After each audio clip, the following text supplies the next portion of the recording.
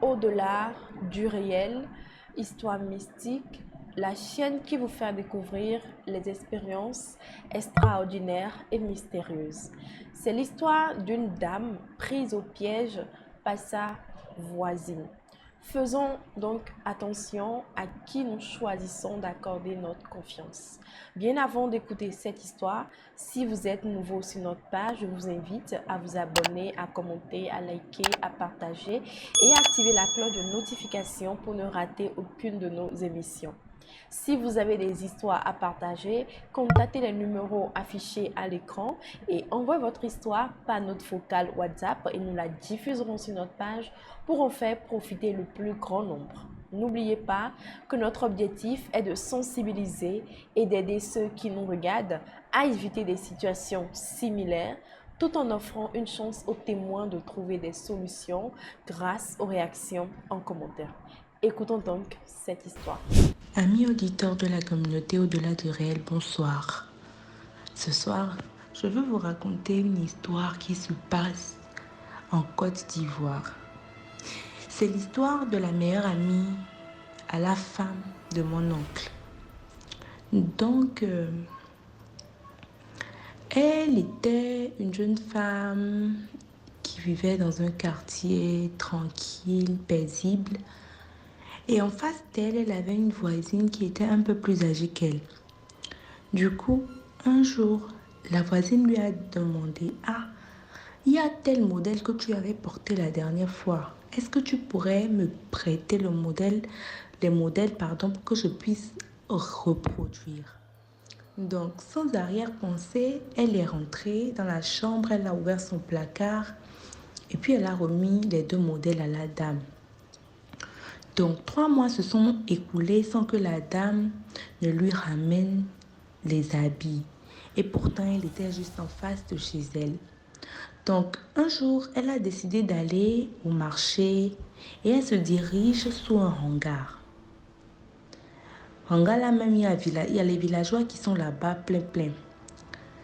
Donc, il y avait un monsieur qui n'était pas habillé du tout, qui portait juste un caleçon en cuir.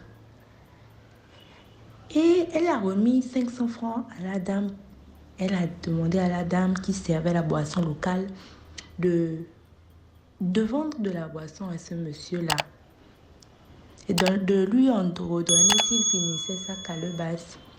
Donc, quand elle a repris son chemin pour partir chez elle, le monsieur l'a interpellée et l'a remercié quand même pour le geste qu'elle venait de faire. Après, le monsieur lui demande: est-ce qu'elle a remis ses habits à quelqu'un dans le quartier là? C'est là que elle s'est rappelée que oui, elle a remis ses habits à sa voisine. Et le monsieur lui a dit: si la voisine là revient avec les habits là, faut pas, elle va porter encore.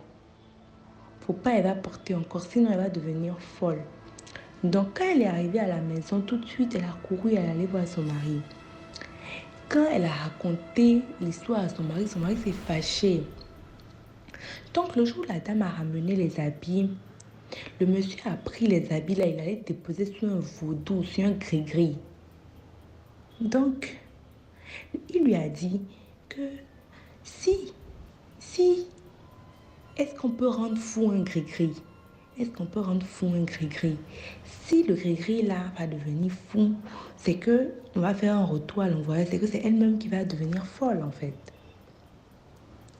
Donc après 1 mois, la dame est devenue folle parce que effectivement, elle était déjà allée préparer les habits en fait. Du coup, depuis ce jour, elle ne prête plus ses habits. Elle ne veut même plus entendre parler de: ah, mon ami, mon camarade, pardon, prête-moi ton habit. Elle veut plus. Mes amis, chers amis auditeurs de la communauté Au-delà du réel, faites très attention parce que le dehors est vraiment très risqué. Nous ne savons pas qui sont ceux qui sont nos vrais amis, qui sont ceux qui ne nous aiment pas, on n'arrive pas à connaître. Donc, je vous exhorte à beaucoup plus de vigilance. Merci beaucoup. Nous sommes à la fin de cette histoire. Si vous l'avez trouvée intéressante, laissez donc en commentaire ce que vous en pensez sur les amitiés et principalement sur cette histoire. Surtout, n'oubliez pas de liker et de partager afin de faire profiter la vidéo à d'autres personnes. Merci de nous avoir écoutés. D'ici là, portez-vous bien et à très bientôt pour de nouvelles histoires.